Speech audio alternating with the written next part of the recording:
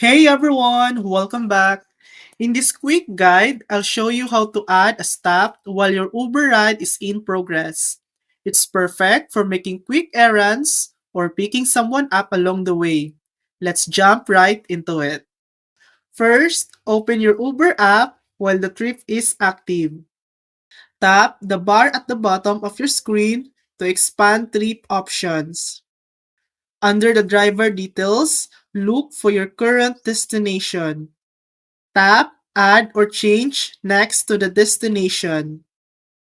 Tap the plus button to add a stop. A quick note, stops should be under 3 minutes, so the trip isn't delayed. Enter the address or location for your new stop. Want to add more? You can add up to 3 total stops in one ride. Tap Update to save changes and confirm your updated route. And that's it. You've successfully added a stop during your Uber ride. If this video helped you, please like and subscribe for more helpful tutorials.